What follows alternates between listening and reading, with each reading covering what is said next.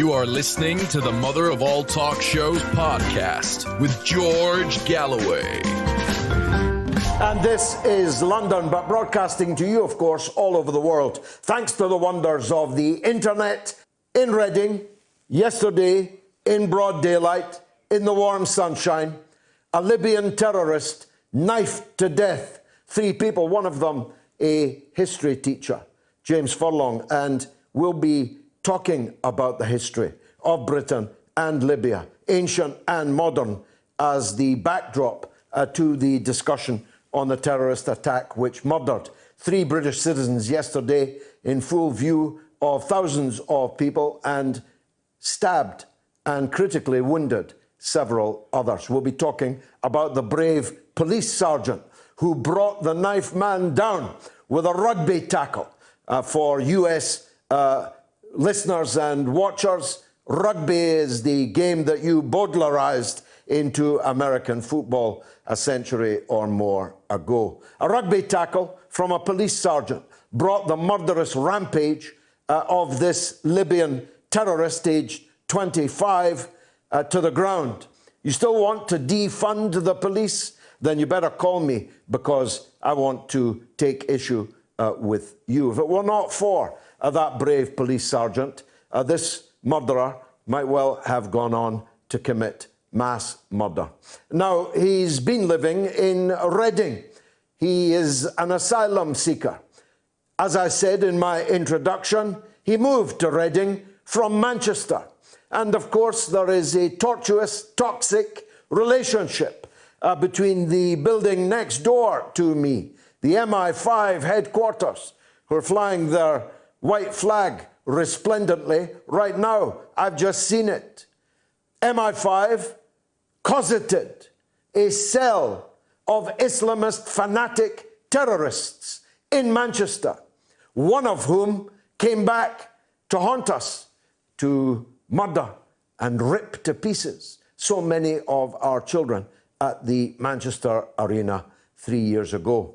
And now this latest Libyan terrorist turns out to hail from, that's all I can tell you at this point, the very same milieu that the murderers of the Manchester Arena came from. They were cosseted there by the British security services on the immoral principle that my enemy's enemy is my friend. These Islamist throat-cutting fanatics were the enemies of the Libyan leader Gaddafi.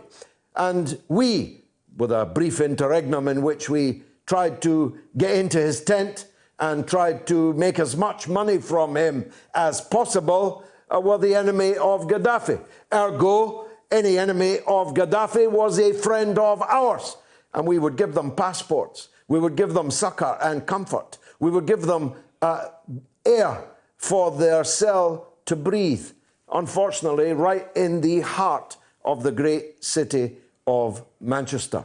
But there's another set of issues emerge from the background of this individual captured by the rugby tackle of that brave police sergeant. And it's this. This man, although only 25, had 3 criminal convictions in Britain as an asylum seeker. He's not British. He doesn't even have asylum in Britain. He's an asylum seeker. He was convicted 3 times, sent to prison for violent offences, and yet was never deported from this country. This is an intelligence and a police and a justice department and a British government failure of cataclysmic proportions. It is obvious, and 90%, I'm sure, on this poll that I have just posted, will agree that anyone sent to prison whilst here as an asylum seeker should automatically be deported from prison on the hour of their release. But this man was not. He was given 3 strikes, but he was never out. And the only people out now are the people he knifed to death yesterday. Now, there's a third layer to this whole story, which is connected, of course, to the first. I never met Gaddafi or any member of his family. Unlike Tony Blair, who was best friends with Gaddafi's son, Tony Blair actually helped write his PhD thesis. I'm not making that up. The London School of Economics had a green room. I've been in it. A green room because they received millions of pounds from Gaddafi. I have nothing to do with the Gaddafi regime and wanted nothing to do with the Gaddafi regime. But I knew that David Cameron and Sarkozy and Hillary Clinton and Barack Obama were making a gigantic mistake in bombarding Libya as the air force of Al-Qaeda and what has now become ISIS in Libya. Libya has gone from the country with the highest standard of living in Africa to a non-state, not a failed state, but a non-state, with several governments, several parliaments, several armies, all still tearing each other apart over the corpse of what was once Libya. Now, that would be deadly serious for us in any part of the world.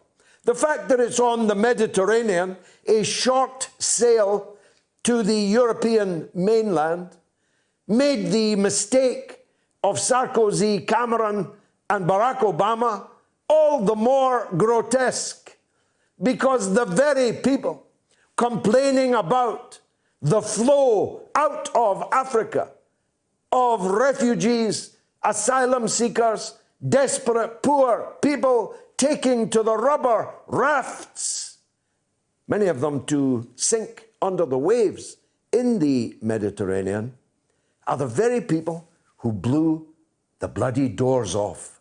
That's right. They blew the doors to Africa off when they destroyed Libya. The Iraq invasion and occupation is now universally seen as a catastrophe, a catastrophic misjudgment.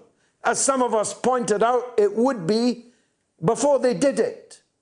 The invasion of Afghanistan, which has now lasted longer than the First World War and the Second World War, and then again the Second World War, is widely regarded as having been all for nothing. All of that blood spilled for nothing. But the invasion, the occupation, the destruction of Libya was like watching a beautiful woman take an open razor across her own face. And no one at all has been held to account for it. Not the politicians who ordered it, not the media that cheerled it, not Sky News that hurtled up and down the highway with Al-Qaeda, cheering them to the rafters, calling them freedom fighters. None of these people have been held to account at all. Discuss. We will in the course of the next 3 hours or so. And did you hear the one about Donald Trump, who claimed that he was going to have to address his rally in Tulsa, Oklahoma, twice? He was going to have to address an overflow because 1 million people, he said, had said that they were coming to the rally in Tulsa. But actually only 9,000 tops turned up, leaving 20,000 minimum empty seats in the hall. And the overflow rally is consigned to history. One of those speeches that was never actually made. Does this spell the end of the hopes of the Trump legions in the United States? so many of them armed, many of them out in Tulsa this evening with their semi-automatic weapons, their bikers' jackets, and their goatees. What is it about goatees and these fellows? Does it spell the end for them? Well, it would do if the Democrats hadn't picked Joe Biden, who may very well be the only person in the whole of America that could not defeat Donald Trump in November for the presidency. Will Trump go if he's defeated? Will there be armed conflict in the United States? Who'd have thunk that I'd be sitting here talking in 2020 about whether a president will agree to leave office if he loses the election? Who'd have thunk in 2020 I'd be questioning whether the United States of America, the so-called leader of the so-called free world, might descend into armed chaos in the wake of a Trump defeat in November? And if Trump is defeated, how long can Biden possibly hold on to power in the White House when he can no longer tie his shoelaces, no longer tell his wife from his sister, no longer tell which basement of which house in which part of Delaware he's addressing a tiny number of people? There was at one point I saw he was broadcasting to 69 people this very week. If Trump's crowds are small, Joe Biden's could fit into a telephone box, which for younger viewers and listeners used to be a thing. And of course, the coronavirus has rocketed in Germany. There's a riot going on right now in Stuttgart, in Germany. Further particulars forthcoming when they are available. And the rocketing to 2.88 of the R rate surely means that the lockdown will have to be locked down again, and damn quick, because that level of reproduction of a killer virus is simply unlivable with in normal circumstances. Britain and the United States, lockdown, quarantine, social distancing, masks, have all collapsed in ignominy. And people have been massing, mobbing, and rioting all over both countries in thousands, tens of thousands strong. That spike is yet to come. Yet Britain, from tomorrow, and moreover from the 4th of July, will be pretending that everything is back to normal. Now, there are still some people out there, not so many, or maybe I've just blocked them all, who claim that this was all a capitalist conspiracy, that the coronavirus was no worse than the flu, that this was all a ludicrous hype and exaggeration and part of some dark, nefarious New World Order, Illuminati plan. Some of those were in Ward 5 in Broadmoor, but others of them ought to have known better. And I once thought, when I knew them and cared for them, that they did know better. But we are now looking down the barrel of a second spike before the first spike has finished, of a coronavirus which may well be no worse than flu, no worse than the Spanish flu, which killed between 50 and 100 million people worldwide at the end of the First World War. Now, my good colleague and friend Caleb Maupin, my favorite American broadcaster, is on the ground in New York City and there to tell us about the latest twists and turns of the Donald Trump affair and the John Bolton book, The Extended Kiss and Tell, National Enquirer within hardback, that came out this week and immediately shot to the top of the bestseller list. And of course, I'll be asking, as I always do, where is Joe Biden? Well, Even Joe Biden doesn't know the answer to that question, but Caleb Maupin will. He is the legendary speaker, writer, broadcaster, and political analyst, and a man with a great bookshelf too. Caleb, welcome back to the mother of all talk shows. Let's start with the fiasco in Tulsa yesterday. Tell us what you thought of that. Well, Donald Trump just didn't seem to have the energy we're used to getting from him. He spoke to an audience. There were a lot of empty chairs in the crowd. And that may have, affected Donald Trump on some level. We know that when you watch his speech, he spent about 10 minutes talking about how he had dismounted the stage at the West Point commencement ceremony. And he, went into detail about how the ramp from the stage was very slippery. He'd been wearing leather shoes. He went into great detail about this little incident at West Point. Now, throughout the speech, he continued to make reference to the protesters outside. And if you had been watching him, you would have thought that, like, the French Revolution was happening out there. Like, they were storming the Bastille and there was chaos. There was a small crowd of protesters out there. There was some shouting matches between Trump supporters and the protesters. But it wasn't very intense. We know at one point the police did disperse it with some pepper balls. It wasn't a big crowd, in the hundreds, maybe not even a full 100. Tulsa, Oklahoma, where Trump spoke, is not known as a left-wing stronghold by any means. But they blame the low audience turnout on the protesters. That's the position of the White House, is that the low audience turnout over the lack of people in the audience, that was caused by the protesters. However, the New York Times is saying it was a gang of internet pranksters on TikTok, and they're the ones responsible, that they had a lot of people reserve seats and not show up. So why exactly the crowd was small remains in question. There's dispute about it, but it wasn't Trump's strongest moment. I think he was hoping to start his campaign with a big, strong rally. Didn't have the energy we usually get. It was a bit of a provocation holding it in Tulsa, wasn't it? Given what happened there in 1921?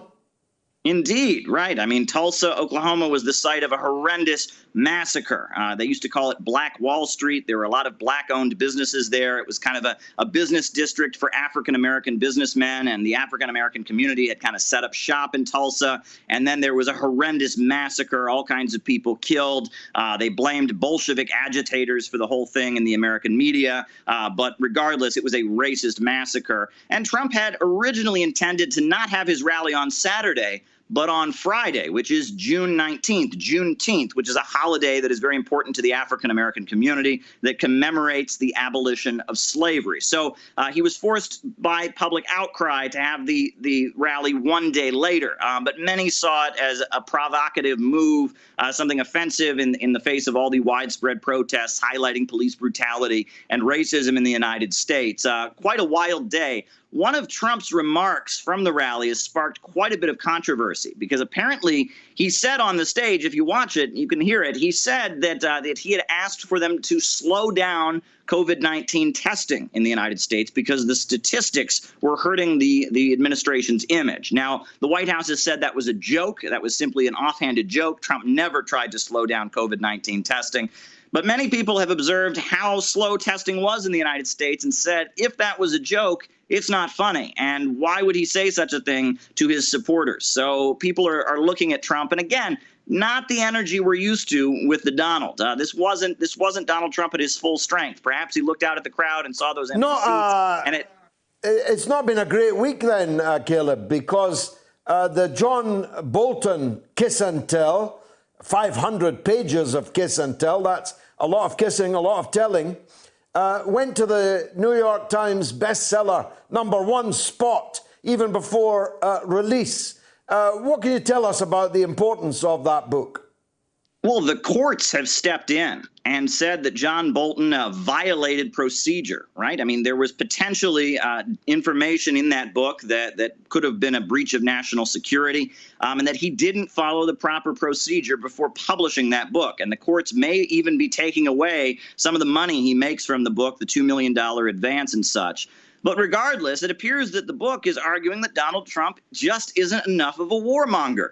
That Donald Trump, just wasn't excited about military interventions around the world. And that's what John Bolton is all about. John Bolton was Mr. Invade Iraq. He's Mr. Confront Russia. He's Mr. Overthrow the government of Venezuela. He is a regime change enthusiast. So we now have Donald Trump tweeting out anger at John Bolton and saying that John Bolton loves dropping bombs. And Donald Trump seems to be countering John Bolton with some isolationist rhetoric, saying that John Bolton is just too enthusiastic about foreign entanglements. That seems to be the situation. But now we have the liberals, of course, supporting John Bolton and saying John Bolton's great. One thing people have noticed about the book, though, is it speaks very highly of Mike Pence. John Bolton seems to have blasted many people throughout the Trump administration, but he seems to have singled out Mike Pence, the vice president, for praise, which speculates. Many people speculate that if Trump were to step down and President Pence were to come in, that neocon faction that John Bolton represents might be satisfied. I watched, I think it was a four-parter on Netflix on Trump this past week. It is an incredible story. In one sense, it could only happen in America. This is a failed casino owner, a man who inherited millions from his real estate father and lost most of it, who's probably not remotely as rich as he has led us to believe, and yet he's still hanging in there. And he's still got a fighting chance, doesn't he, of being re-elected in November, if only because the Democrats have chosen Biden. Oh, absolutely. I mean, Biden has certainly raised more money than Donald Trump so far in the campaign, but he's put out these rather dull and boring advertisements that are not really stoking lots of enthusiasm. And it seems like the slogan of the Biden campaign is "He's not Trump," and they just seem to be jumping on the idea that Biden is not Trump, that Trump is no good, echoing mainstream media critiques of Donald Trump. But Donald Trump's rise really fits into the strange peculiarity of American politics, especially since the Second World War, because Tulsa, Oklahoma, where Trump spoke, 100 years ago, that was a socialist stronghold. Right? Oklahoma, the Okies were known for electing socialists and anarchists and wobblies and radicals to office. During World War I, there was a huge uprising called the Green Corn Rebellion of white farmers, Native Americans, African Americans who joined arm in arm saying they didn't want to fight in World War I. Oklahoma, the heartland of America, Kansas, Nebraska, Iowa, these used to be strongholds for socialism and radical politics.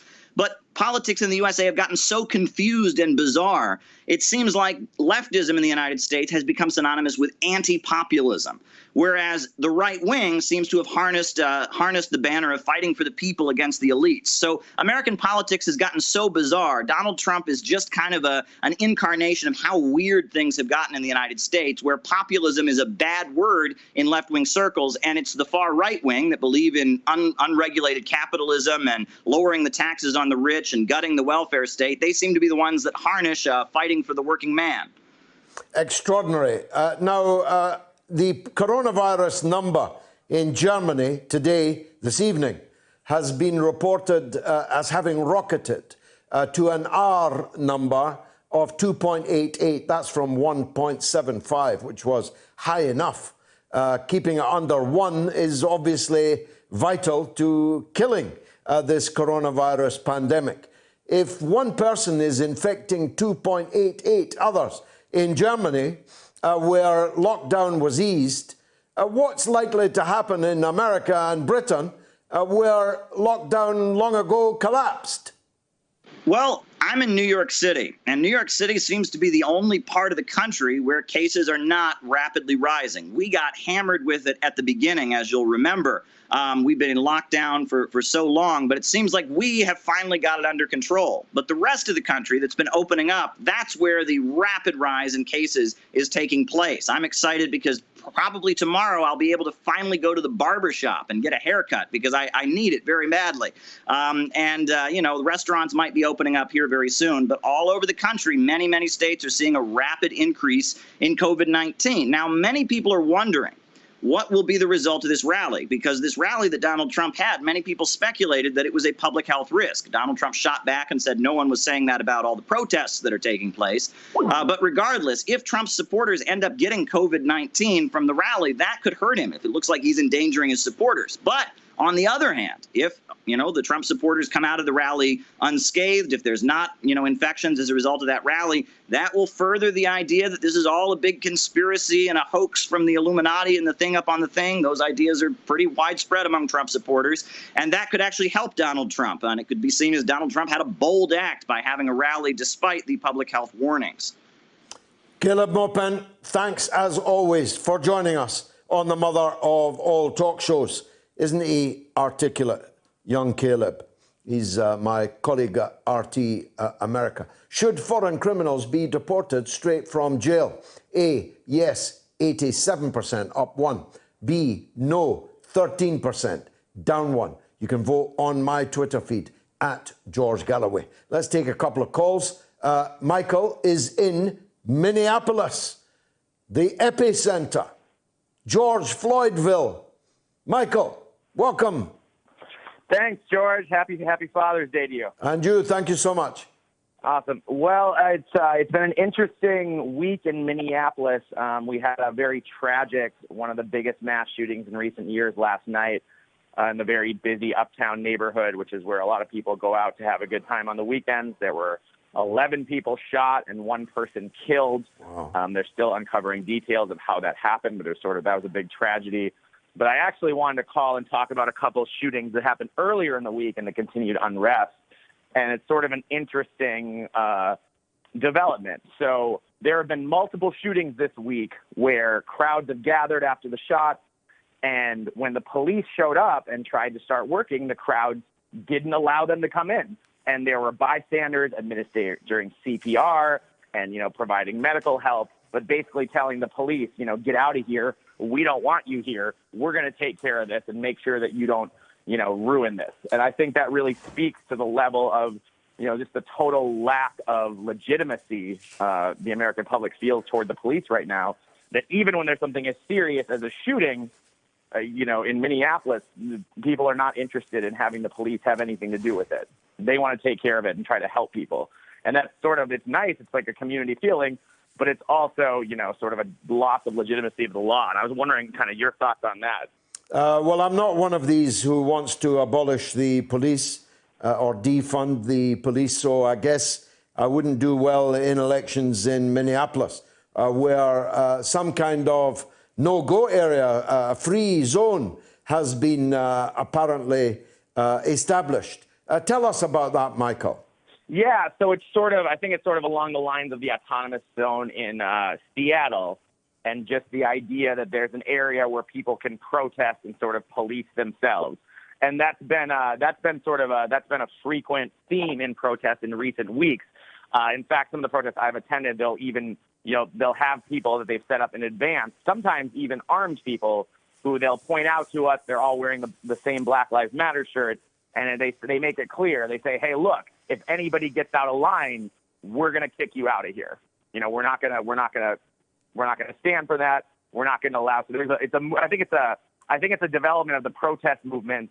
Looking at the looters and some of the actors who have taken advantage of this to, burn businesses to the ground, often of totally innocent business owners, and sort of fight back against that and sort of police themselves.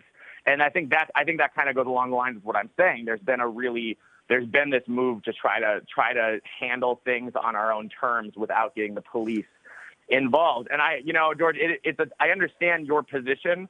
I think that, when people talk about defunding the police in the United States, what they're talking about is, when someone's having a mental health breakdown, we should be calling a social worker, not the police, when things like that happen. So I think, or if someone's in distress, but it's not, there's no direct physical endangerment to anyone other than someone is a danger to themselves. They kind of want to move in that direction. And so I understand your position, but your police officers can also be trusted to not just shoot people on a whim or to brutalize people on a whim at the same level. Well, they couldn't, maybe thank God they don't have weapons. Our police are not armed. and so couldn't. And we have good police and bad police, as I'm sure you do in the United States, though maybe our ratio is a little bit better than yours. How will all this impact on the elections in Minnesota come November? There's some quite famous Democratic politicians in your area. Are they going to see their popularity boosted or damaged, do you think? I mean, I think you've already seen a lot of their popularity damaged, but I will say of the largest people in the state, you know, the governor was just elected in 2018. Tina Smith was just elected as the Senate in 2018. Amy Klobuchar was just reelected in 2018. So none of these people are up for reelection until 2022 or 2024. I think what you're going to see next year in the mayoral election, I think you're going to see Jacob Frey get absolutely crushed, and rightfully so, because his entire tenure has just been a joke. I mean, not just starting with this. I mean, he's been, you know, there's a huge housing shortage in Minneapolis. He hasn't done anything to help people, a rising homeless population, all that kind of stuff. But I will say the issues we have in the police here, I think, go back to your point talking about Iraq and Afghanistan and Libya, because what happened is, you know, they got all this Homeland Security funding, all these police forces. Not only did they take all this excess military gear that they now use domestically as if, you know, as you've said, we're occupied in our own country, but a lot of the people training the police now in the United States are military people. So you've got these military, ex-military vets going around from city to city across the United States and training police officers to look at us as the enemy. And I know people have been through this police training, and they will show them, you know, hours of videos of cops being killed by being attacked, or like in the worst view possible. They go out of their way to make them scared of everyone and make them think that every interaction could be their last. So it's the way the training is the biggest issue. You know, as always with all things, the issue is systemic.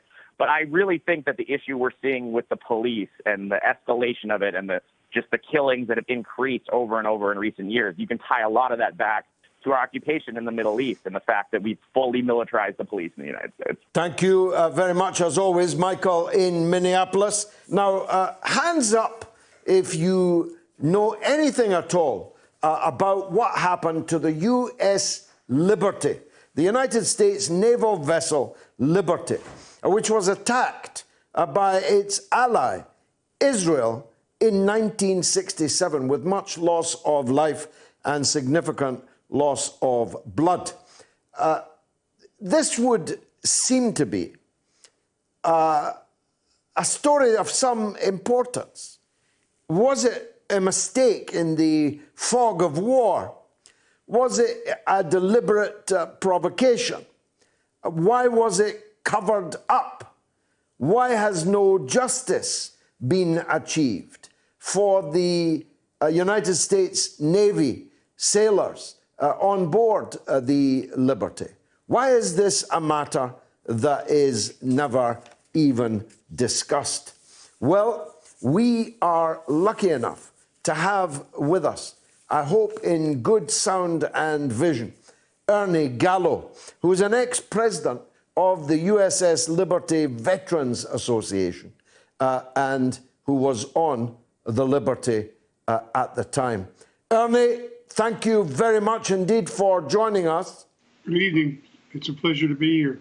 Can you explain to what I think will be an overwhelmingly unknowing audience, certainly on this side of the Atlantic, maybe yours also, what happened on that day?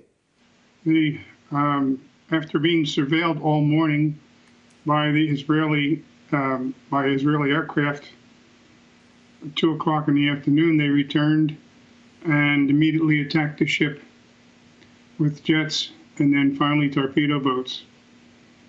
And a helicopter came out with armed troops following that, but they eventually turned around and left. The Israelis were definitely trying to sink the ship because they used a torpedo and take out anybody who was still left alive.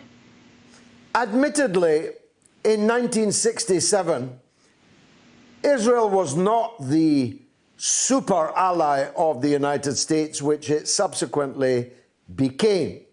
In 1956, for example, in the Suez Crisis, the United States had strongly condemned the Anglo-French-Israeli conspiracy against Egypt, and that was only therefore a decade or so before.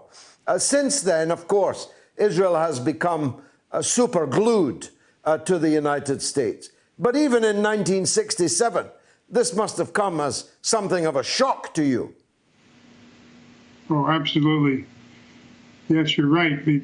Both the Eisenhower and Kennedy administrations had an arms embargo and a balanced Middle East policy, and LBJ turned that all around to put us on the track that we are on now today. So, I mean, it must have been a case of not being able to believe your eyes when they opened fire on you. Oh, absolutely. I had no idea that the Israelis were the ones who were attacking us until later on, after the attack was over. The planes that initially shot up the ship were not marked.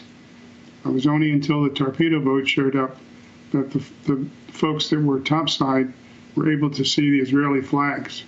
But yeah, it was a real shock. I couldn't believe it either, yes. And how many people died on your ship, and how many were wounded? 34 were killed and 174 wounded. 2/3 of the crew was incapacitated. I mean, that is a very high casualty number. Well, we were target practice. We had no way of. We had 450 caliber machine guns for repel boarders. No way could we protect ourselves or shoot back and do any meaningful damage to the aircraft and torpedo boats. And I might mention, you know, the North Koreans, when they attacked the Pueblo, at least they communicated with them first to try to get them to surrender, which they did. The Israelis did not make any attempt to communicate with us. They just simply attacked from the get-go. Is there any possibility that this was mistaken identity, that your ship was taken as, mistakenly taken as an enemy ship? That morning, when we arrived on site, we counted 12 overflights of Israeli reconnaissance aircraft.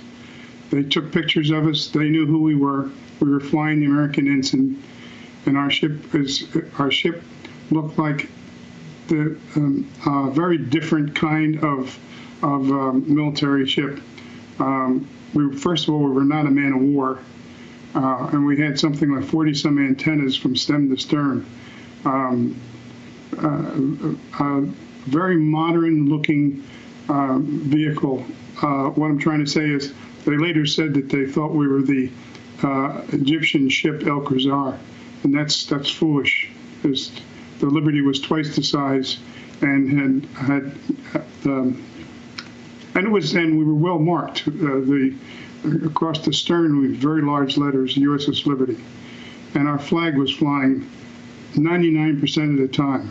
During the attack, a smaller flag was shot down, and our captain ordered our holiday colors to be put up, which is a very large flag. So there was no mistake. They knew who we were. As a matter of fact, as we were trying to send a Mayday to the Sixth Fleet, our circuits were jammed.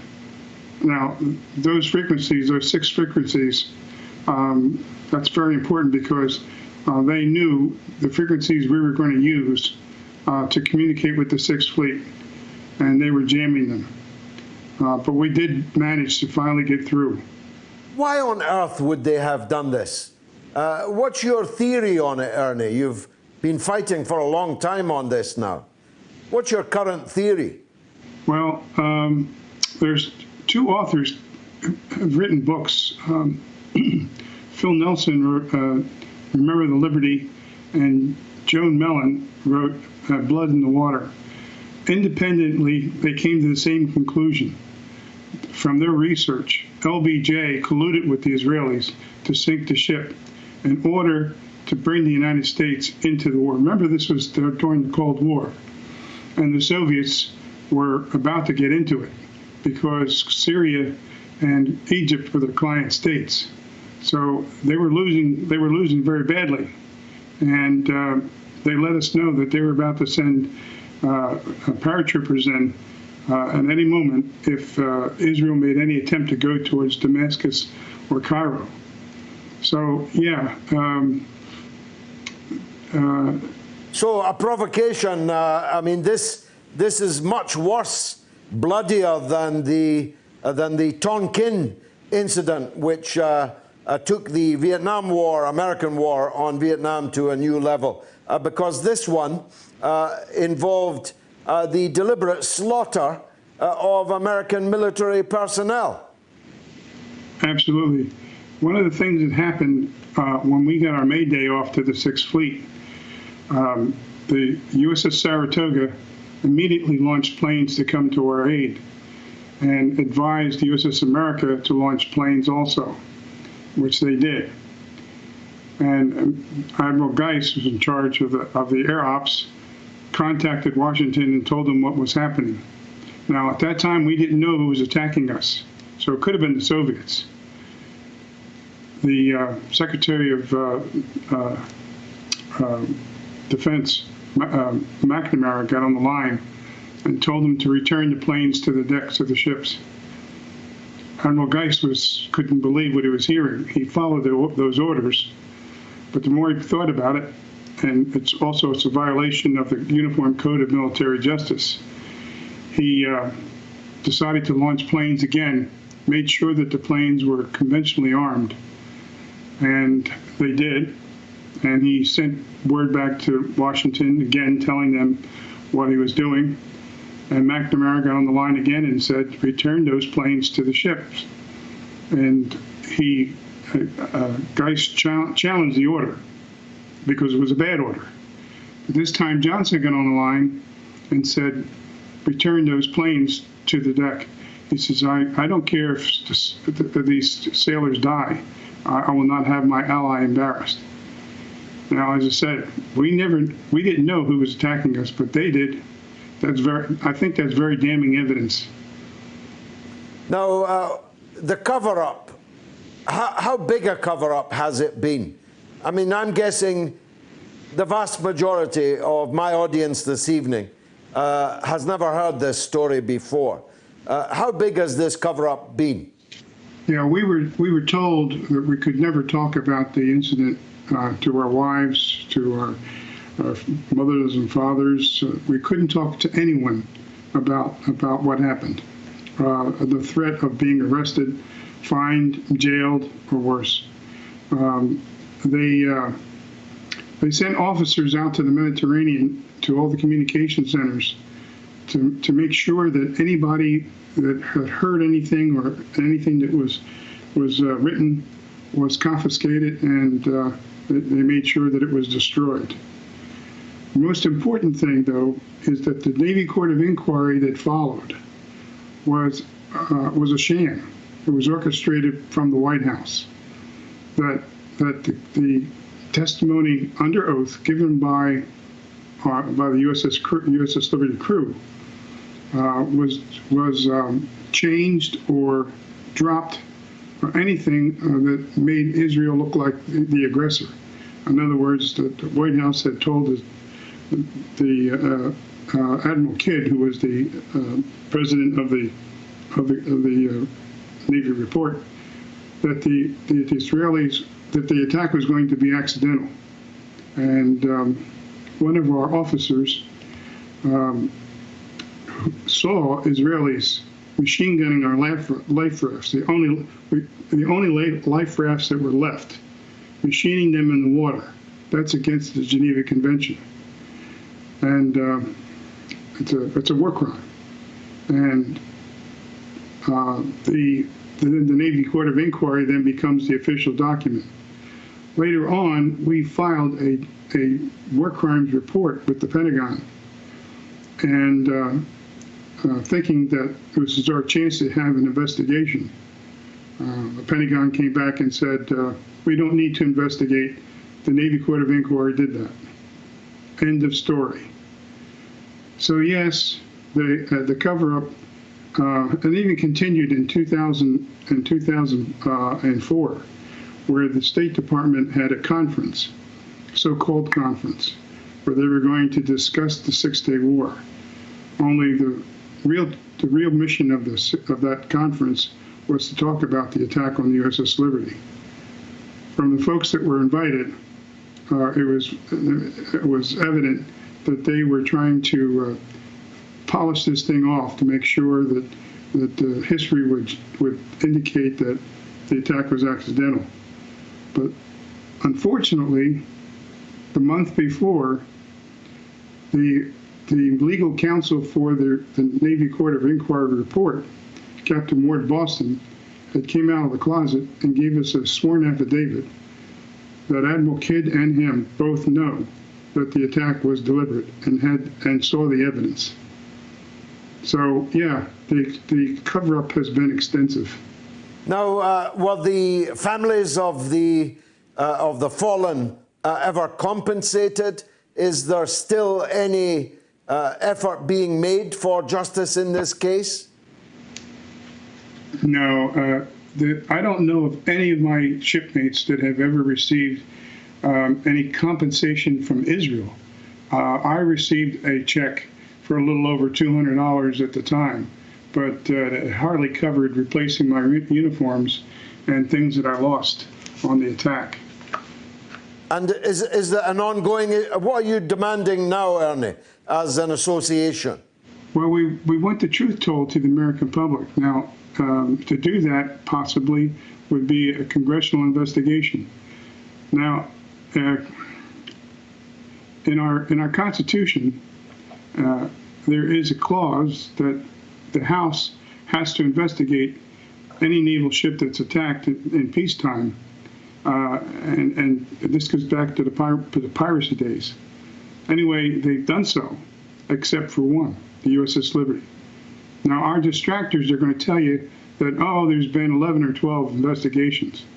Well, those investigations would appear on a congressional list, and that there is none. And besides which, how could you have an investigation about the attack if the crew is not subpoenaed to give testimony under oath? That's never happened. Fascinating story. Ernie Gallo, thank you very much indeed.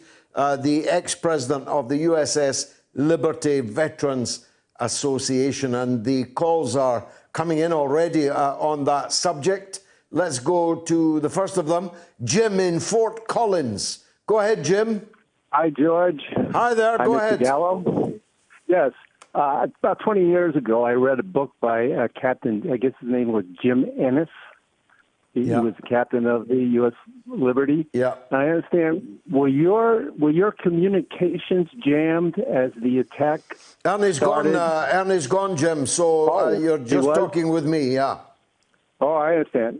I read in the book that he said that. He said the communications. He said their communications were deliberately jammed, and the frequencies were known to the people, to the attackers. Right. That's the only way it could happen. An ally somebody would have to give the codes away or something like that. Exactly, yeah. Also, George, what happened when they were rescued the next day, the captain gave a list of the men who were killed and wounded in action, okay? And within minutes, he got a reply, a terse reply that says, "What are you talking about, action? It was an accident." Now, given that it was probably 2 o'clock in the morning in Washington, and it was probably some junior officer who was taking these calls, he was told already to say it was an accident. Yeah, it was really weird. It is weird, and the scale of the death toll and the wounded is absolutely phenomenal. Some accident, Jim. Yeah, and when they put the 2 torpedoes into him, okay. Right after that, they flew. Said, "Do you need any help?" Yeah, they turned back with the airborne, but they attacked with troops, torpedoes, and aircraft. Yeah. And then they asked if you need help after the 2 torpedoes went into the starboard side. And after machine gunning the life rafts. Yeah, that's what when I was got on with the screener, I said, hey, I read the book and they attacked the life rafts, and that's a war crime. Yeah. And he finally got to it before I got on. Yeah. Jim, thanks for the call. And let me stay in the United States on that subject. In Idaho Falls, we've got Eve. Eve, welcome. Hello, George. Thank you for this wonderful interview. Thank you. Each time, I hear about this story, it makes me cry. Really, I mean, it's really terrible. No, the reason why I was calling you is to the people who have never heard about it. Unlike Kennedy assassination or September 11, where you have a million story out there, for the USS Liberty, you have only 2. You have the story of the whole crew of the ship. And those people were not idiots. They were specialists of communications. And you have the story of the Johnson administration, McNamara, and maybe also McCain, the father. People on that side, and you have the story. You have only 2 stories. Which one do you believe? Yeah. That's the first question. When I talk to people, I say, which one do you believe? After the track record of the U.S. administration, which one do you believe? And then you go from there.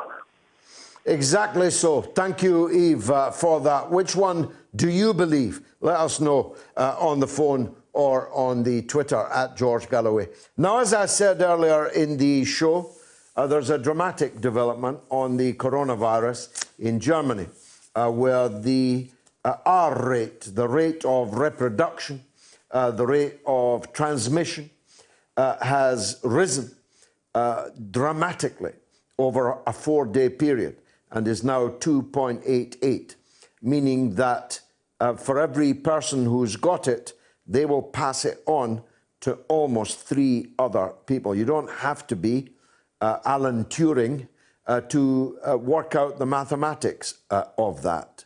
It is a truly horrifying new development. And I'm hoping that our own MOATS medic, the redoubtable Ranjeet Brar, doctor, physician, surgeon, who's helped us through this whole issue throughout the entire period, is joining me now. Dr. Ranjeet, thank you again for joining us. Now, about the German R number. It is a horrifying development. It's gone up from 1.75 to 2.88 in 4 days. That's alarming, and no reason to believe it only operates like that in Germany, is there? I think that's right, George. Thanks again for having me back with you. We have said from the beginning that the facts that we have established about coronavirus are well known, have been known throughout the course of the pandemic from January, really. So we know this is an exceptionally infective agent, much more infective than the common flu and much more deadly than the common flu in terms of its propensity to develop this severe viral pneumonia. That's why we are treating it so very differently from the flu. And of course, the R number, the reproductive number, has been widely different according to social circumstances, which is why it spreads more rapidly in some places than others. But left to the normal conditions of the world, there were several studies that looked at it, and it was found to be between 2.5 and as high as 6 in initial studies of outbreaks. And so that's why this massive raft of measures to suppress its spread, to social distancing measures, essentially, as well as all of the many attempts we've seen to have varying degrees of lockdown in different countries throughout the world, are precisely to suppress the spread of this virus. India initially reported very low numbers, and recently seems to have lifted its lockdown and found a huge increase in surge in cases and has had to go back into a second lockdown. Germany, of course, we thought did very well initially, both because it had a large number of ventilator beds, probably as many as 40 or 50,000 compared to us in the UK, who normally only have 4,000 and were able to increase towards the 8,000 number. We thought that they'd done well. They had a very good regime of testing and therefore had much better sight of the virus. But this particular increase in the R number seems to have come from a number of small outbreaks. One in particular, there was a German meatpacking factory where there were over 1,000 new cases that were found to have spread from that factory alone. So when people work in close conditions, close to each other, one person having the virus can spread it onto many, many more. And there can be a rapid change with the lifting of lockdown measures and a lower state of vigilance, if you like, as we start to move back towards normal life, which everyone is keen to do. We do leave ourselves exposed precisely to this, and partly because we know already the virus actually has affected a very low percentage of the population, much less than 10 in Germany, probably still around 7% of the population in Britain only. Well, we all want to get back to normal life, but we don't want death. Even on a quiet day, well over 100 people are dying in Britain. In fact, I think 123 or so today. It's always quieter at weekends, slower reporting. It's likely that on Monday and Tuesday, that will be higher than that. And we have effectively no lockdown now, do we? Right from the beginning, the shops were open, the food shops were open, supermarkets were open, Marks and Spencer was open. You could go in and buy food, but you could also buy shoes. I know that because I did. So that's been followed by building workers back right from more or less from the beginning. I think they were never furloughed. And now the furlough is coming to an end. And there's a huge agitation, God knows why, but to get people back into pubs and scrapping even the ineffectual 2-meter rule. It seems to me obvious, I'm not as learned as you, that the closer you get to a greater number of people, the more risk there is of you giving it to them or them giving it to you. I think that's exactly right. Going back to your first point, several good points there. Going back to your first point in terms of the actual numbers of cases, if this is the end of the first wave, it's got a very long tail. I was looking at the numbers of cases, the daily cases, precisely trying to look at this because it's hard to correlate day after day. And if we go back 3 weeks ago, over the whole of the week, there were just over 2,000 cases. 2 weeks ago, 1,200 cases. This week, or just shy of 1,000 cases. And so really, whether we've dipped and the cases are rising again, certainly they're more this Sunday than last Sunday, though we know those figures get updated. There's every sign that those numbers are starting to drift up again rather than continue on their downward trajectory. But there's less emphasis on that in our news reporting. There's more and more emphasis on how to get business functioning, how to open airlines, on bridges between countries, air bridges so-called, i.e. allowing travel between countries. British people are to be let back into Spain and other places, and people are happy to go to their second homes or to go to their favourite holiday destinations, no doubt. But all of this affords far greater scope for the virus to spread freely. The reopening of schools, and still, our NHS is really at a straining point. It's trying to open normal services, but we know that there are 10 million or more cases of people waiting for appointments, waiting for procedures. The BMA has done a survey this week and showing that a high percentage, more than 40% of its staff feel unable to cope, feel stressed, feel that they're exhausted essentially by the last few weeks of the course of this pandemic and the effect it's had on them in their professional working and themselves personally not knowing whether they're safe and their family are safe. So our ability to cope with a second major wave is certainly open to question. Now, the truthfulness of the government has frequently been called into question. And I saw an article this week which said that for 22 solid days, 22 consecutive days, our actual death rate was over 1,000. And the government deliberately manipulated those figures so that on no single day were 1,000 deaths reported, because they saw that it would be totemic, symbolic, alarming. So high numbers of 960, 970, 980 were recorded. But the true figure for 22 solid days in a row was over 1,000. That's a lot of deaths, Doctor. It certainly is. And I think, it comes back to that initial question of how do we know the true extent of the mortality from this condition.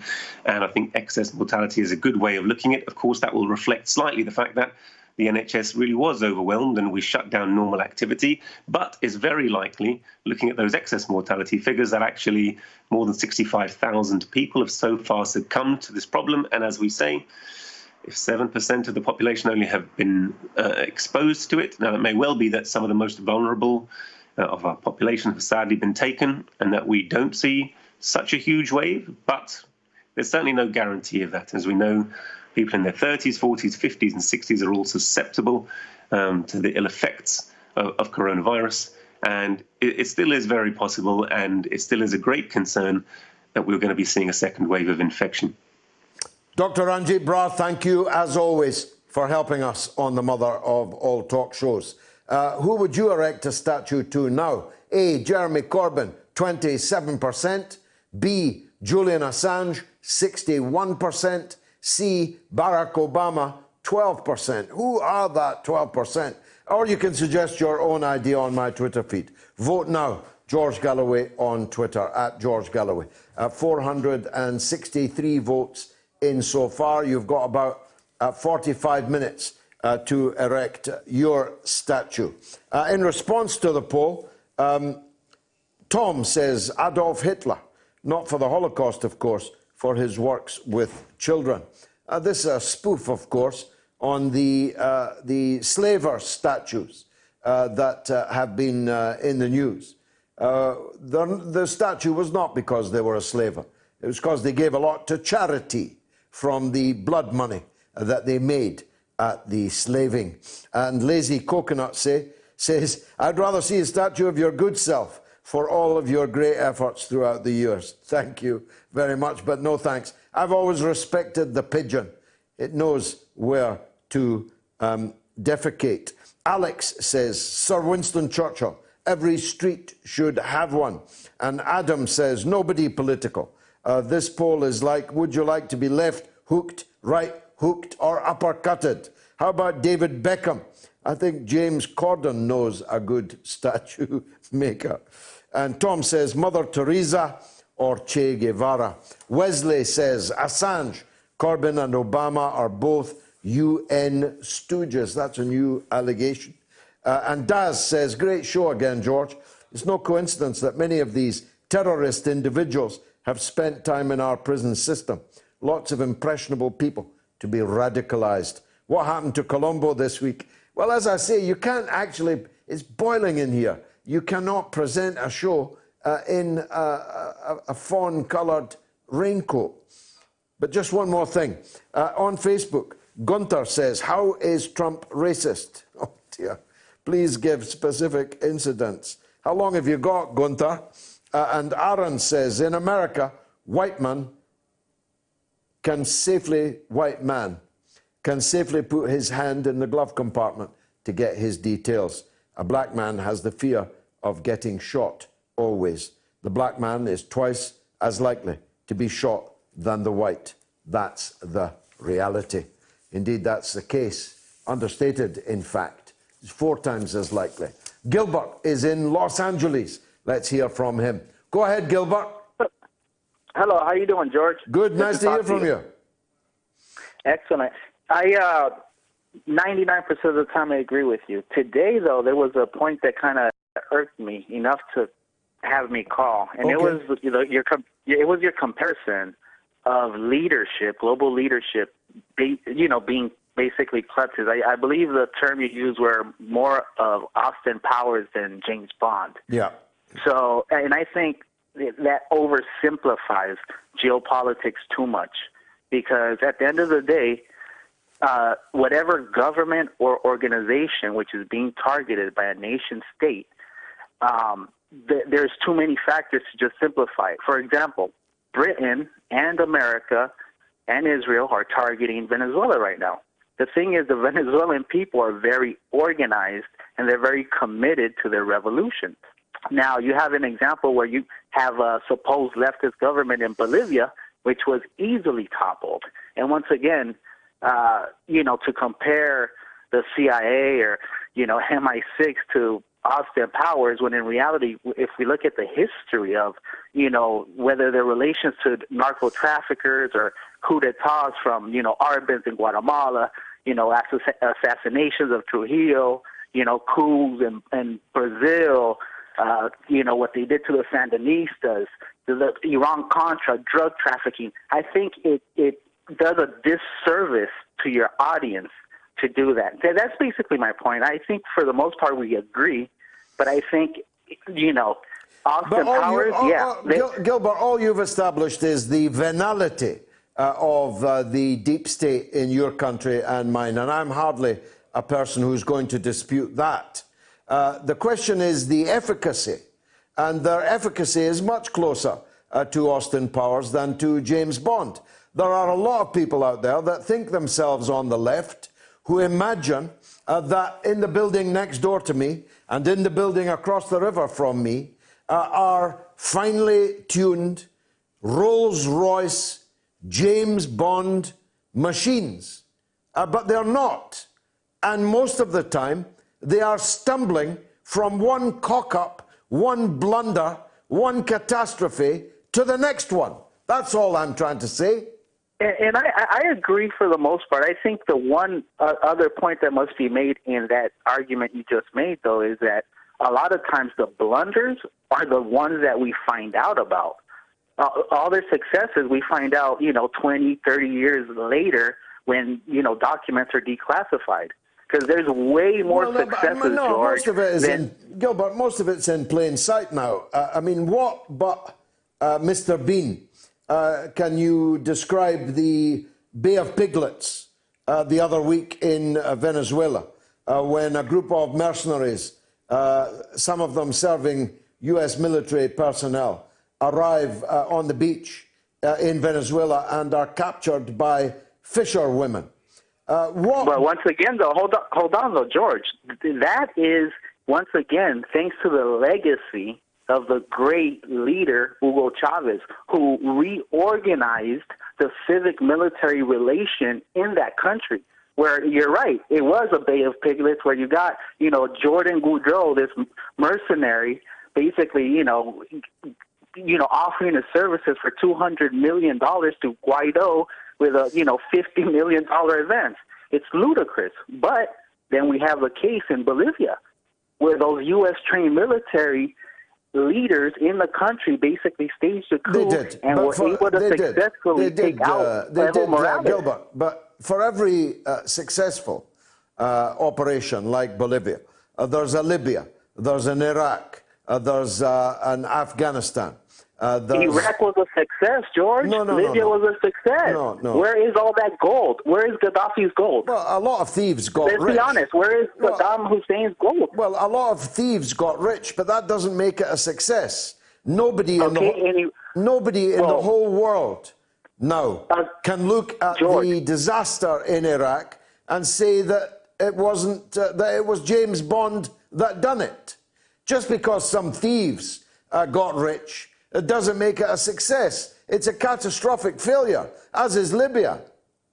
But, George, a success for who? Of course, it's not a success for the Iraqis. It's not a success for the world. For the American taxpayer who has to pay trillions of dollars for the war. It's a success only for the capitalists. Yeah, for the thieves that run. No, look. How many contracts? How many people are making money in Libya today? George, Iyad Alawi, who was the Prime Minister of Iraq, was a former CIA asset. Well, so once again, we have to ask the success for who? And he got a very, very small percentage when the elections came. You're missing my point. I've asked you, how many people are making money in Libya today?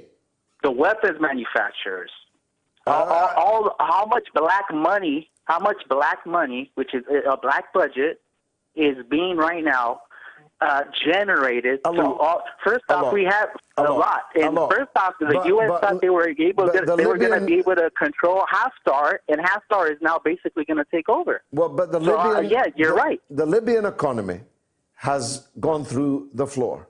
There is no possibility of any Western businessman going to Libya. They would be kidnapped within the first 5 hours of their arrival in their hotel. Trade has collapsed. The idea that they had, that they clearly were working on a plan to invade and topple Gaddafi and then harvest Libya's natural resources is now laughable, absolutely laughable. Libya does not produce any oil. It cannot export any oil. There's 3 governments, 4 parliaments, and 3 armies, at least 3 armies, and 50 militia. It is a complete basket case. And therefore, the people who thought it was a good idea are better described as Austin Powers than James Bond. Thanks. Been a pleasure disagreeing with you. Let me go to Rashid in Long Beach, because I'd love to be there in Long Beach right now. Go ahead, Rashid. Sunny as always, George. Sunny as always. Of course. George, I just wanted to follow up on what Mr. Gallo had said, and I want to emphasize 53 years of complicity between the United States government and the Israeli government. That the day of the attack of the Liberty, the Israeli jets flew over, reconnaissance the planes, the ship, identified it as an American ship, flew back, and yet they still engaged in an attack. There were IAF communications where the pilots radioed back to headquarters that it's an American ship, and they were told, recorded, go ahead, attack it, it's an order. So they bombed 850 missile shots and gunfire. They came back with motor torpedo boats, dropped 2 torpedoes into the ship, and then they came back with Marines on attack helicopters. But if you have a chance to talk to the other survivors, they'll tell you they were going to fight to the last man. And I think the Israelis understood that. And the other news is that once the word got out and the intelligence platform around the world knew what was going on, they pulled away. They couldn't sink that ship because it had survived traveling across the Atlantic as a double-hulled ship at the end of World War II. It was ready for U-boats, not just Israeli motor torpedo boats. But I want to emphasize that the USS Liberty was the most advanced sensing platform in the world at the time as a naval ship. It could listen to anything, and it was completely wired in to know that the Israelis instigated the Six-Day War, that they preemptively attacked Jordan, they preemptively attacked Egypt, and they preemptively attacked Syria, that they were listening and they heard the massacre of the Egyptian prisoners of war in the Sinai. All of that was captured by the Liberty, and all of that had to be erased. And more importantly, as you've mentioned, the supergluing of the United States to Israel, there's been a current within multiple American administrations, within the Congress. They're all part of this, and that's to get America engaged ultimately in the wars in the Middle East, which they finally successfully have done. And it didn't matter who would get killed along the way. That was the ultimate goal. Yeah, I mean, as a false flag, it's a particularly bloody one, isn't it?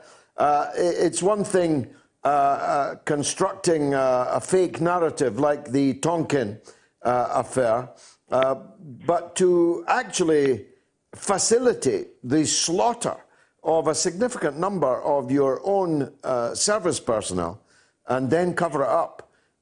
As crimes go, that's a particularly heinous one. Well, let me give you more to the crime. The fact that that supergluing of the nations together by 1992 had been so strong that the Clinton administration, the U.S. federal government, started subsidizing American police forces to travel to Israel and learn from the IDF on how to take care of troublemakers, i.e. the Palestinians. And those techniques for the last 20 years have surfaced across military police stations around the United States where sergeants, captains, regular guys are flown at taxpayer expense, U.S.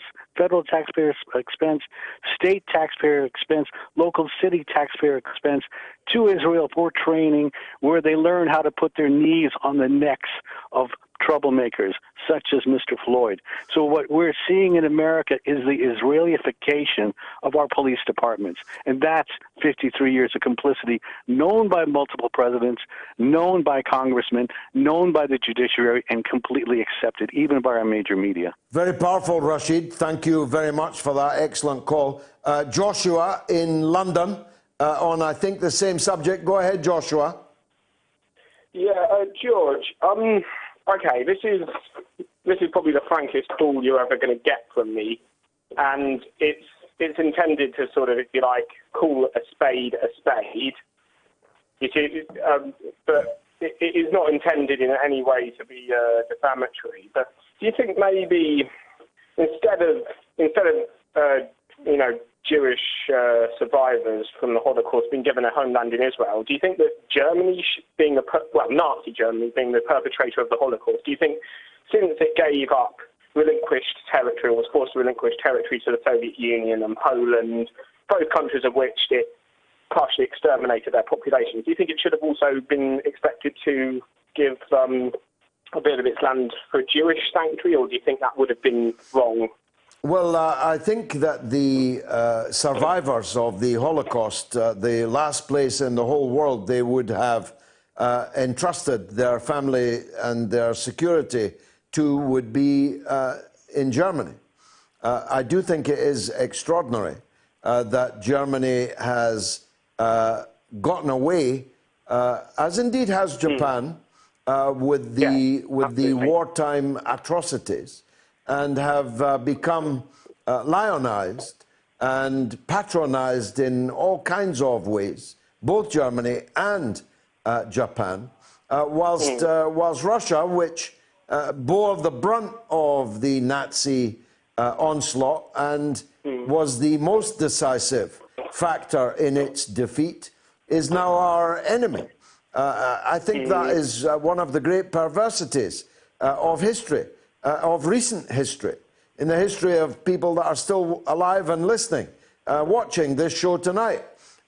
So I don't think directly your point I would agree with, but the inference I draw from your point is that the Palestinians paid the price for European anti-Semitism and pogrom and genocide. And that seems to be so unjust as to be such a standout that I have been in no doubt all my life where I stand on it.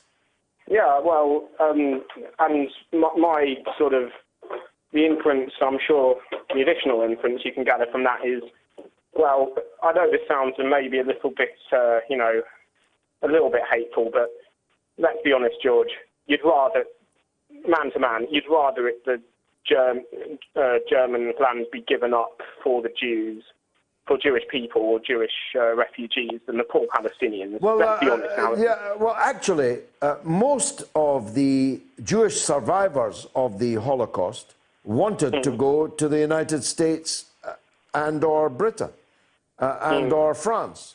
But these great supporters of Israel slammed their doors on these poor, wretched survivors of an attempted genocide.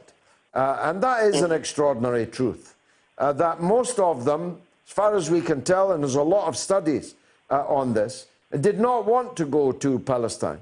But the doors of everywhere else were closed to them. And therefore, it was Palestine or nothing. Thanks, Joshua. Slightly off topic, but interestingly, Georgie says, Lord Sugar has stated that he doesn't know anyone that has died from COVID-19, thereby downplaying its propensity for harm and demonstrating how out of touch he is. Of course, he just wants to accumulate more wealth at any cost.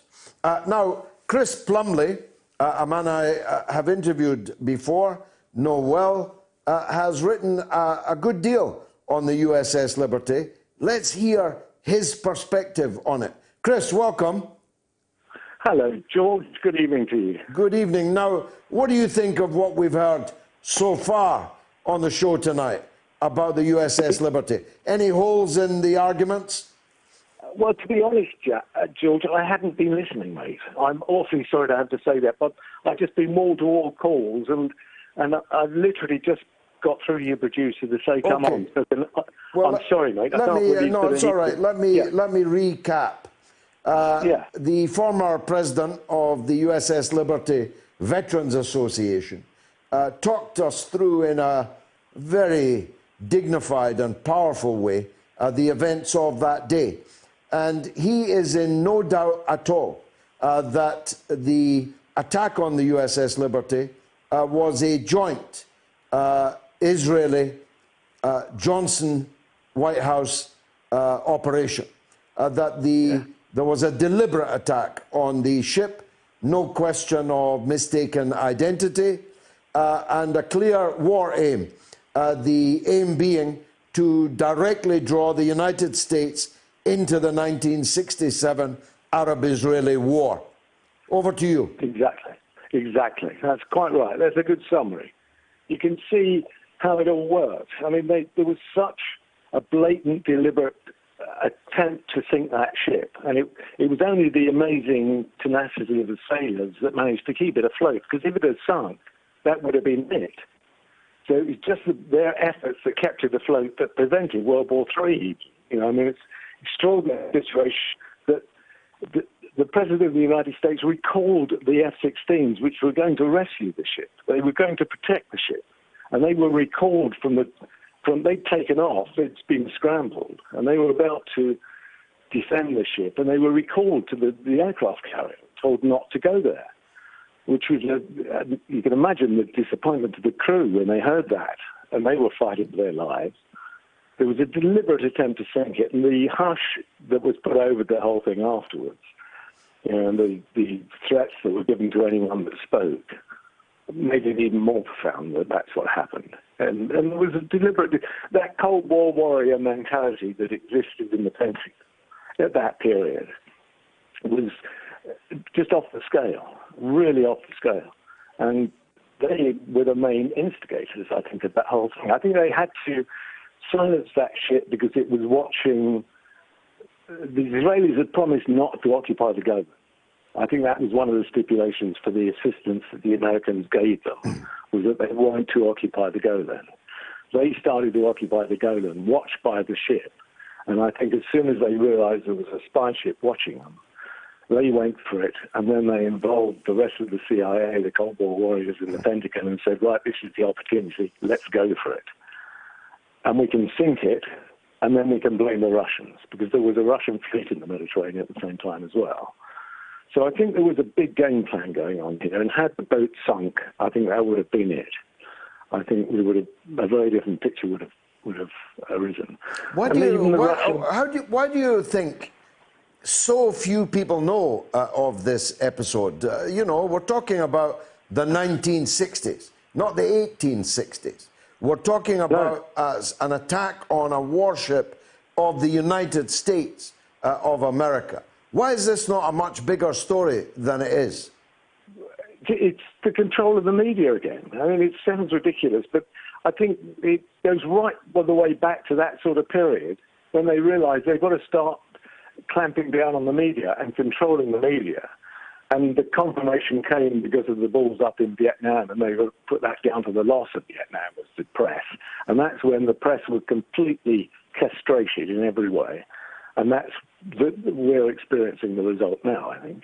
But at that particular period in time, there was the ascendancy, it was the height of the Cold War of the late 60s, and you had this ridiculous self-perpetuating arms race, which was completely out of control and was run by manic Cold War warriors, particularly in the Pentagon. It's not, I mean, you obviously had a reaction from the Soviet side, but that was a slightly different mentality. I don't think that was the aggressive mentality which was being perpetrated by the Pentagon, which in itself was being driven by the arms industry, which came with where we still are.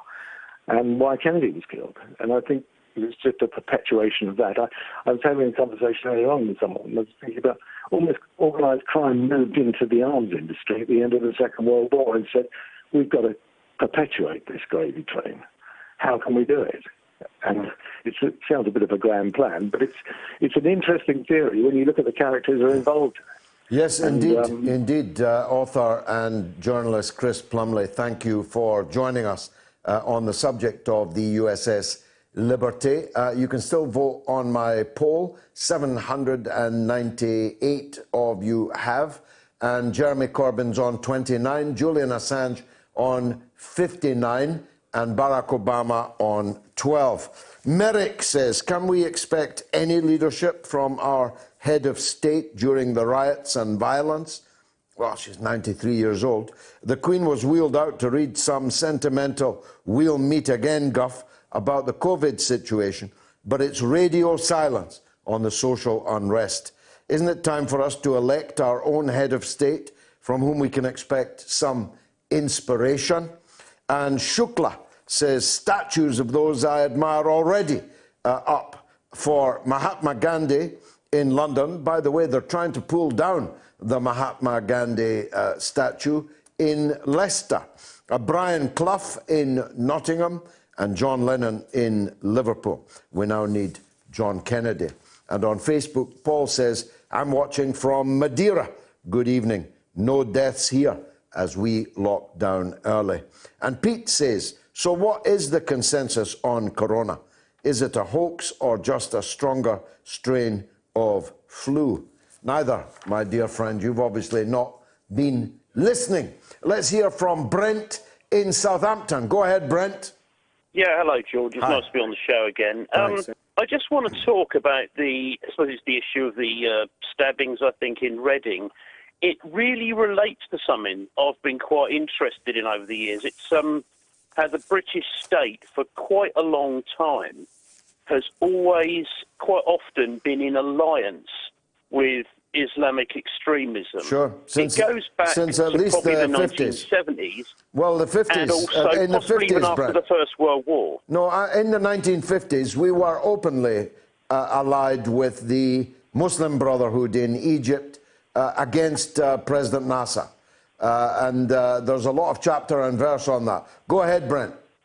Yeah, I mean, I can give you examples. The first example probably dates back to even during the Second World War.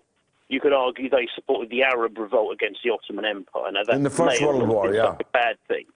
Also, just after the First World War, you had wars of intervention against the Soviet Russia, the Soviet Union. They actually supported someone called Enver Pasha. He was previously a confederate of Kemal Ataturk, but he disagreed with him on key issues. And he had something known as the army. He was the leader of something known as the Army of Islam, which fought against the Bolsheviks in the Caucasus. And, you know, fast forwarding to a few years, you had what you just mentioned, but also in Afghanistan. This is going into my lifetime now. In 1986, Islamist terrorists bombed Kabul airport. They killed a number of school children on their way to a youth festival in Moscow. Margaret Thatcher actually condoned it, actually supported it. It was also Margaret Thatcher's government who allowed people such as Abu Hamza into this country. I believe he was a nightclub bouncer, such a rare, in-demand job. But, I mean, I just feel that the media has covered up this link, and I've always been one of those people, like yourself, who's wanted to expose that link between the state, the British state, and Islamic terrorism. Brilliant, Brent. I couldn't put it better. I won't try to. Because of the hour, I'll press on. But a brilliant call of the night, actually. Hamza is in London, is Libyan, and goes to university in Reading. Hamza, welcome to the show. Hello, show. Hello, George. How are you? I hope you're well. By the grace of God, I'm good. Thank you. I'm a fan of you because you always stand with the truth, especially in the Libyan issue. Thank you. Thank you very much for that, sir. I would like to apologize to all of the British people about what this man has done, and this doesn't represent any. He doesn't represent the Libyans at all. He just represents himself, and what he did is so awful. And one more thing to add, George, is that he was, unfortunately, I just saw a picture that he was recruited during 2011, and he's a member of militias. Yeah, militias in Tripoli there. So again, I would like to say sorry about this, but at the same time, it's wrong to deal in the beginning with those people in 2011. It was wrong. Absolutely correct, Hamza. Moreover, two additional points. One is that MI5 have admitted that they knew of this man. He was, quote unquote, on their radar. And secondly, of course, before he went to Reading, he lived in Manchester, where the rest of the cell of the anti-government, the Libyan, the opposition, which was formed there. Yeah, the Islamic fighting group, the clue being in the name, were deliberately cosseted by the British government and its security agencies in Manchester. They were encouraged to gather there in Manchester. And in that cell,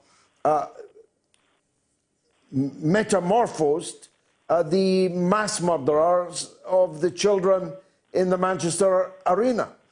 They curdled in that cell, and out of it emerged these monsters. And now we find another Libyan who was living in Manchester, who is connected to the Islamist fanatics back in Libya, and who was known to MI5. It's becoming a pattern, Hamza. True, sir. True, sir.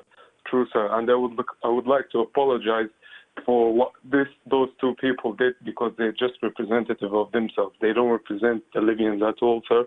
And even though, like, I hope now the British government opens an eye on some of the terrorist groups which are like located now in Libya, unfortunately, with extremist Islamist ideology there.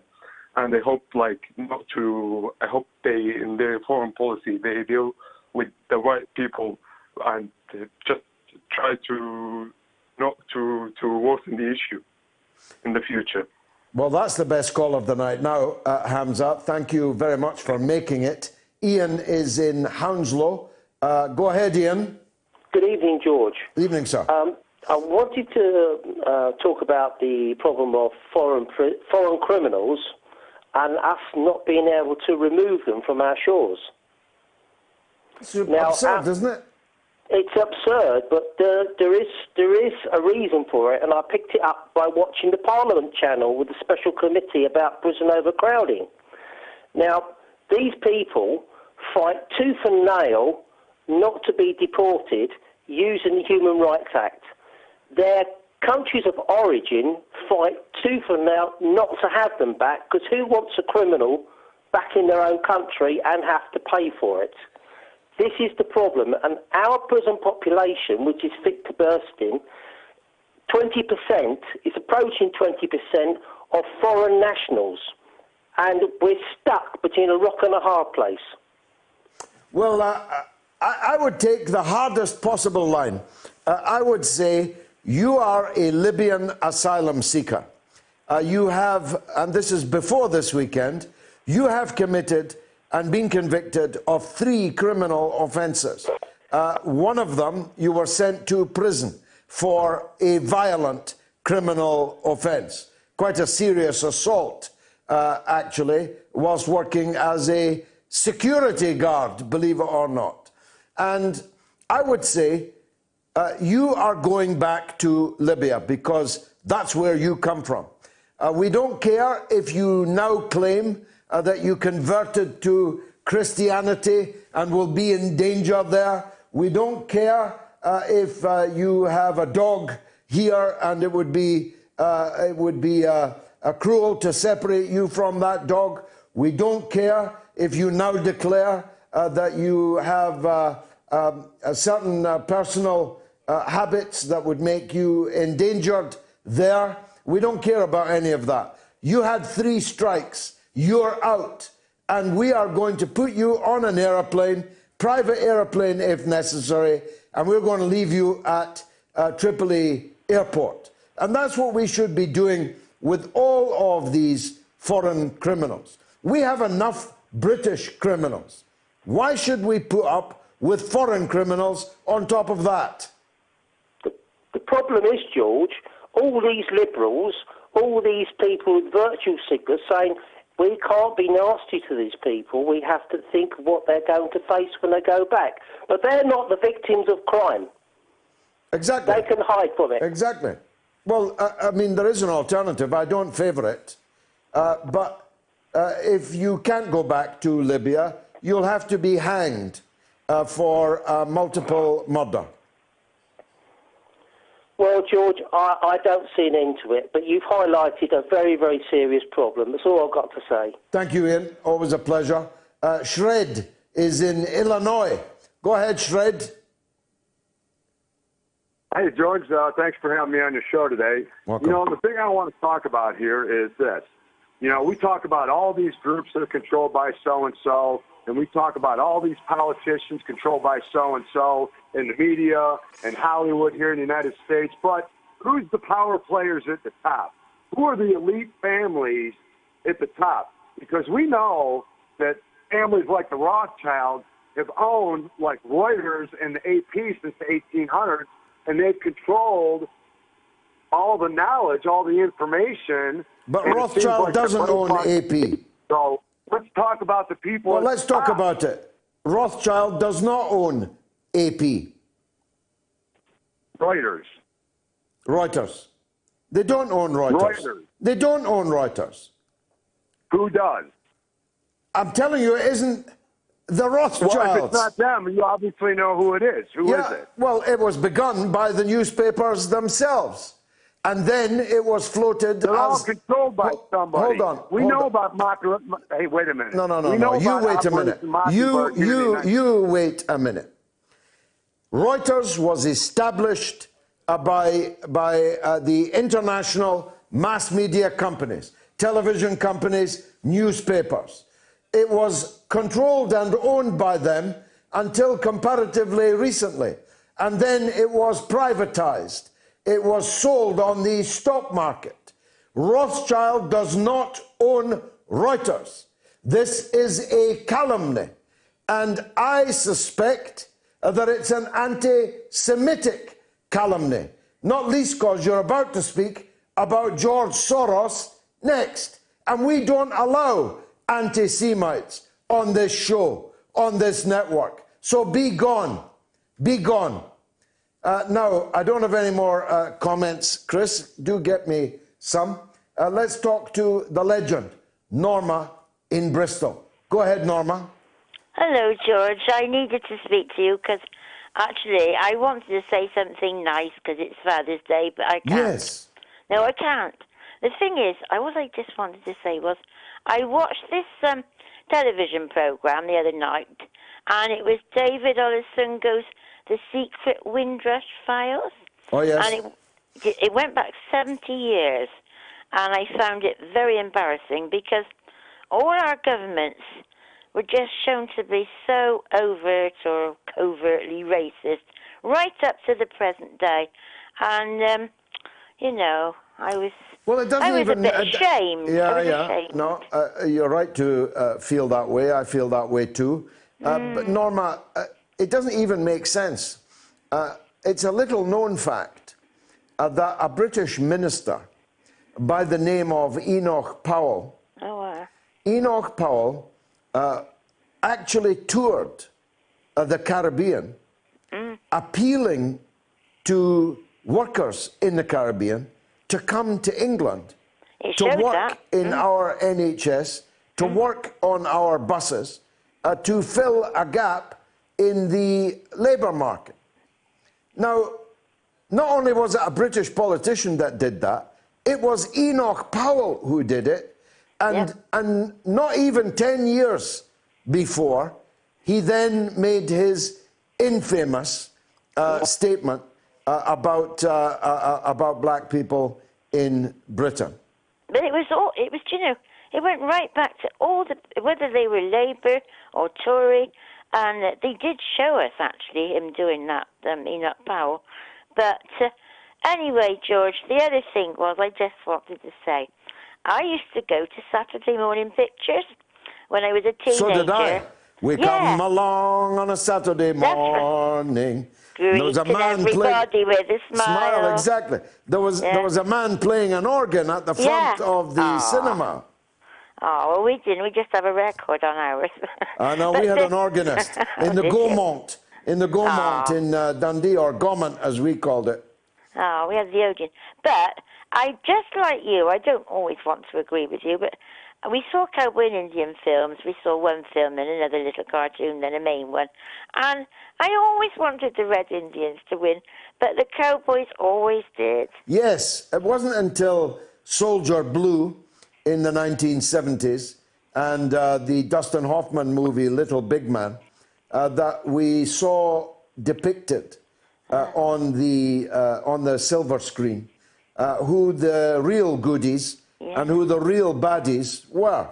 Ah, well, I didn't see that, but well, you're too young. You're too young, but Buffy Sainte-Marie, she sang the Soldier Blue signature tune, very beautiful, actually. But Soldier Blue was the first movie that showed the truth, that the white settlers were the savages, and the people we'd been brought up to believe as savages were the victims of their savagery. Well, it came out, didn't it? And I want to put Tony Byrne for a statue in Bristol, because he was in Bristol for a very long time, and he was such a good bloke. Thank you, Norma. I appreciate that very much. In fact, I can tell you that the main owners of Reuters are Thomson Press, not Rothschild. These kind of racist calumnies we will not put up with here on the mother of all talk shows. I have never once found a single caller to any of my shows who has mentioned Rothschild to have been telling the truth about Rothschild. I hear it all the time. Rothschild owns the media, doesn't own any media. Rothschild owns the banks, owns a small private bank. The big banks are owned by pension funds and private shareholders in their millions, not by a Jewish family long established in the banking and finance issues. It's right to hate the mainstream media. It's right to hate the role that banking and finance plays in a modern capitalist economy. It is entirely false, wrong, damaging, and dangerous to somehow substitute Jewish people, either generically or in the name of a family, for the crimes of the mass media and of the banks. I really cannot have it. Now, in the moments left to me, I want to say a few things. First of all, don't forget my speech on Tuesday night on Brexit, the battle for Britain, on Facebook, on Twitter, on YouTube. I think you'll enjoy it. I hope you will anyway. It's exactly the anniversary of the great victory for Brexit in the European Union referendum. Secondly, I have started signing again copies of my debut novel, Queensway. I said I'd sign the first 1,000, but such is the demand, I've decided to sign some more. You can get it on Kindle, you can get it on Amazon, or you can get it directly from me and it'll be signed and dedicated. And you can do that at info@georgegalloway.com. And I want to ask Facebook why they have taken down my RT documentary film called The Patriot Game, which charts the history of fascism in Britain. There is absolutely nothing in that film. It's a half-hour documentary that would warrant Facebook taking it down from my page. It had more than 120,000 views in 4 days since we re-floated it, re-put it up, reposted it on Facebook. I'm appealing to Facebook to reverse this ban. If they don't, I will take legal action against them for this arbitrary act of censorship against me and against a film that I am proud of. It's been marvellous for me. I hope it was for you. And if it was, come back next week at the same time.